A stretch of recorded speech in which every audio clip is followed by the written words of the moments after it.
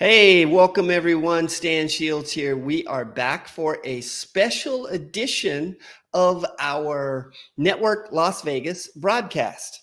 This special edition is what we call the Charity Spotlight. So and I'm going to spotlight today an organization that will be joining us at the next Network Las Vegas event, which will be on Tuesday, February 22nd. Now, I will give you some more details on that in just a minute, but make sure that you like, follow, subscribe wherever you may be watching this event. We are broadcasting live on Facebook, LinkedIn, and YouTube. For some reason, I always want to say Twitter because sometimes I do go live on Twitter, but that's not today. So Facebook, LinkedIn, and Twitter. So whichever platform you're watching on, make sure you like, follow, subscribe. If you're on YouTube, click the bell so you get notified of the future broadcasts that we bring up. Now, I'm Stan Shields, Marketing Automation Solutions. So I'm the guy that helps you with marketing and help you automate your marketing in your business. So if you need more info, there's always info down below about me as well. And I'd love to talk with you about your business and your business needs. Network Las Vegas meets on the first and third Wednesday of each month at 11:30 a.m. You can get more info on us at the link that's at the top of the screen. You'll see networklasvegas.com. It'll be up there the whole time, so feel free to join us and register for the next event. And we'd love to chat with you and have you as a guest at that event. Now, the networking social event that's going to happen is going to be on February 22nd. It'll be 5 to 7 p.m. It's going to be at Limestone Investments, and that info will also be down below in the comments and whatnot for the show. So without further ado, I want to introduce Linda Gilliam. Let me get bring her on screen here. So Linda Gilliam of Connor and Millie's Dog Rescue. So welcome. How are you? Thank you. I'm very good. Thank you for having us. Awesome. Glad you could make it today. So who's that in your lap? Mr. John Luke here. He's gonna be part of our show. He wanted to be part. He wanted to be flameless. All Ugh. right. Yeah, All he right. our little guys, little tripod little guys. All right. And so I just learned that new phrase, tripod. Then that means that's then a dog that has 3 legs, right? Correct. Yes. Yeah. I said, what does she mean by tripod? And then it was like, oh, wait, maybe that's what she means. Okay. Yeah. All right. Well, we got it figured out. That's good news. So tell me this. So you are, how long has this organization been around? And tell us a little bit about what was the inspiration? Why did you find a dog rescue? This dog rescue is Connor and Millie's Dog Rescue. It is the legacy of 2 of my dogs.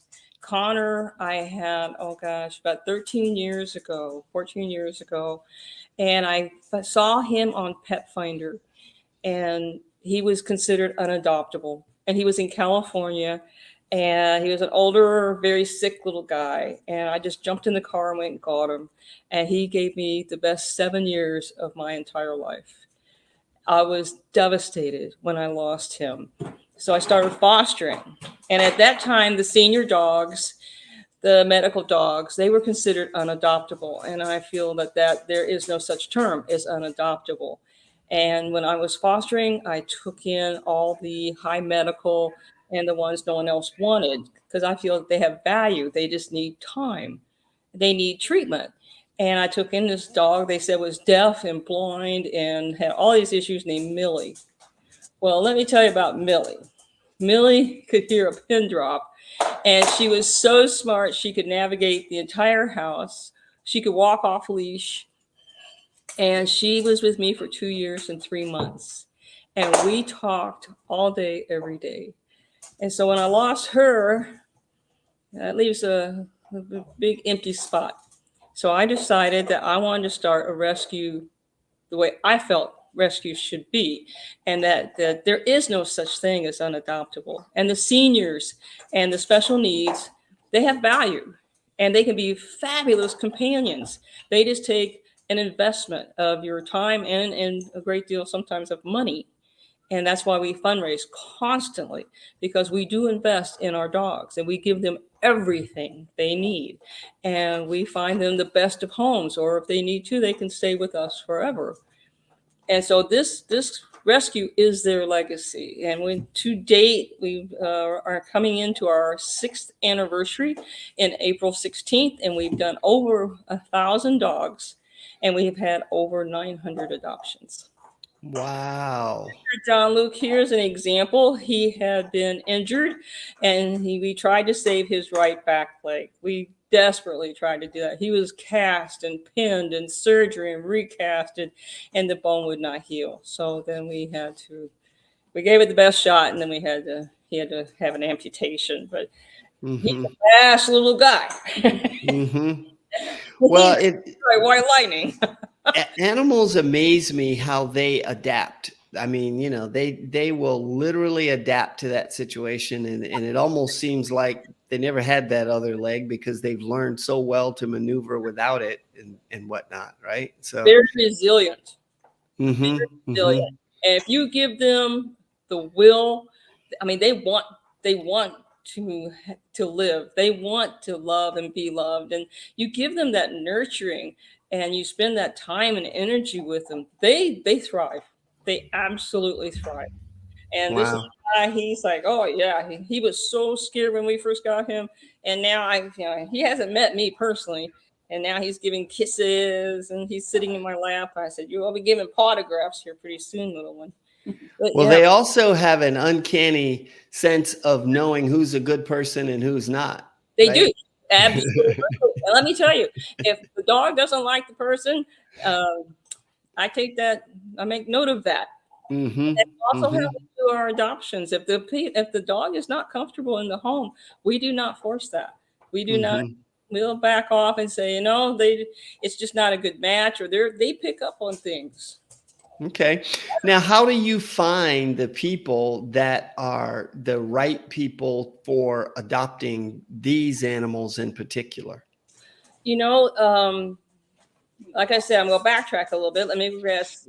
Years ago, about 10, 12 years ago, they were just, they didn't even survive in a shelter. They were put down. They were unadoptable, Mm, put down. And one of the major missions, one of the number one missions of the rescue, is to educate the public that that is not so, and that they can be wonderful companions. And the senior dogs, they are wonderful companions for the seniors. And now, with education and time, people have come to realize that the special needs is not that hard, or they can be wonderful family pets and companions for some of the older population. They need company too. And so it's become more popular and more mainstream for people to seek out and be open to adopting a dog such as this. And we do assist them in many ways. And we get phone calls, text, emails, we post them, people inquire, and they submit interest apps. And then we do adoption events and okay. highlight them. Yeah. And so Okay. we get a lot of feedback, and people will ask about dogs that we posted years ago. They want to know how such and such doing, or there's a lot of people on our Facebook page that know a dog that I have. Her name is Pansy, Fancy Pansy, and she fights for presidents because Mom is president. And she's a spinal dog. And they told me she would never walk. Well, she walks, she runs, she walks. A little different, a little off, and she will wear diapers for life. And she's very popular. She has her own following on Facebook. She should have her own Facebook page. But Okay. yeah, I Wow. think people are coming forward. They actually seek out these dogs. Great. I have your information scrolling across the bottom of the screen. So if people want to learn more and to know more about these dogs, or at least learn how they can donate and so forth, the website is there for them to go there. There's a big donate button in the corner of the website, so it's not hard to miss that. But if you've got questions and need more information, then get that information right there on the bottom of the screen. So tell me this, though. You said that you do events. And so what kind of events are these that you might put together to, I guess, are these match people with animals, that kind of a thing? Or how does that work? We have an annual Christmas event every Okay. second weekend of December, and each year is a different theme. This year was what did we do this year? I'm trying to remember. We wasn't paying Tinsel and Tails. This year was Tinsel and Tails.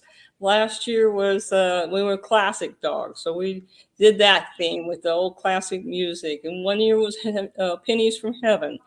And this year we did something very different because we need donations for our medical. Our medical is huge. We do about 120,000 a year in medical, and we rely solely on donations for that.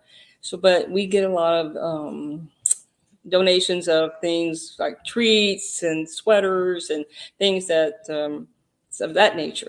So we put together gift bags this year, and we, for based on donation, if you stuffed our medical stocking with a donation, then we gave you back something, a gift from us for as a thank you.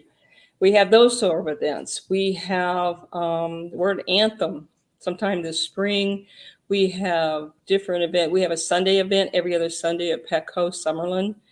Those sort of things, and every now and then we'll have a really big special event for a special occasion. But those are the events, and always we have dogs for adoption, whatever, whoever's ready. But that's how. Okay.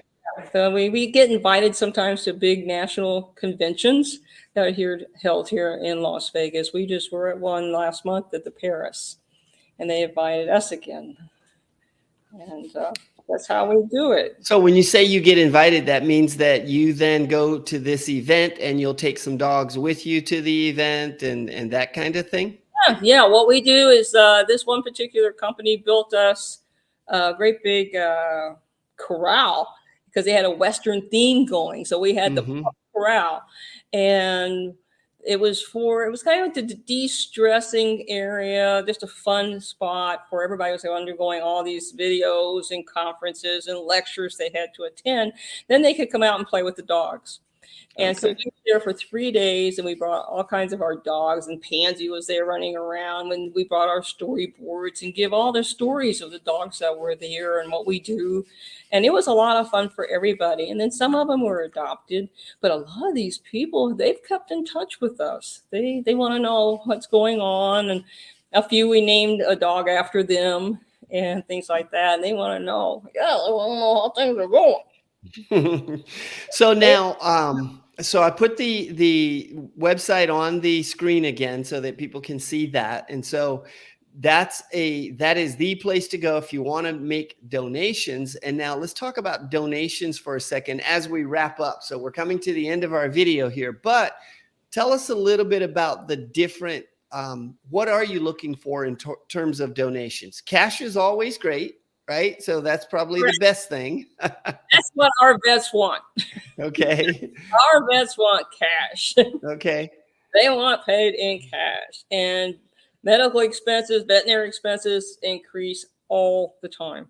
Mm-hmm. All the time. And that's our number one. 6 years ago, an average processing fee for one of our dogs was between $400 to $600 at the most. Not unless we had a major fracture. Now, walking in the door is $600. So those little donations, those donations are just our lifeblood. It means everything. If it's $1, it helps because we have enough people giving $1, it adds up. And that's why we had that event, Pennies from Heaven. I told everybody, bring your spare change. Well, it adds up. It all adds up. And it does. It's crucial. It's how we provide our medical. It also sets the pace for how many dogs we can accept. The more donations we have, then the more dogs that we can take in. And we take in ones that nobody wants. So it is an expense. It's an investment, but we're really good at what we do. We have an exceptional success rate that we're very proud of. And all right. All right. Very good. So we look forward then to meeting. I guess it's going to be Christine that's going to join us on the 22nd for the event. So that'll be great for people to come out and to meet Christine, learn more about the organization. And do you have any events that are coming up anytime real soon? Our next adoption event at Petco is not this Sunday, it's the following Sunday. Okay, so that is going to be Sunday, the 27th, it looks like. Does Correct. that sound right? Yes, Okay. that's it. And we're from 1 to 3 at Petco Summerlin. Petco Summerlin. Okay, great. So Uh-huh. Petco Summerlin, 1 to 3 p.m. And go meet the dogs, meet some of the people, see what's going on there. That'll be great. And with that, any final words? Any last thing that you'd like to say before we sign off? I want to thank you very much for having us and for choosing us as your charity. And I want to really put out a big thank you for all the support that we give from everyone. All of our Facebook followers, our local support here in Las Vegas is just phenomenal. They make it possible for us to do what we do. And I'm always saying thank you so much. We appreciate this so much. You don't know. It's like be a part of the transformation. Be involved, help out, share the post, donate, and you make it come true. You make the legacy possible. Awesome. Very good. Well, thank you for joining us. We appreciate it. Thank you. And you hang on for me for a minute. For everybody watching, please join us February 22nd. The information will be in the notes or the description down below. And we look forward to seeing you. Come join us for a Network Las Vegas event as well, the first and third Wednesday of each month. And we look forward to talking to you. We'll see you All soon. right. Thank you. I'll be looking forward to seeing you. All right.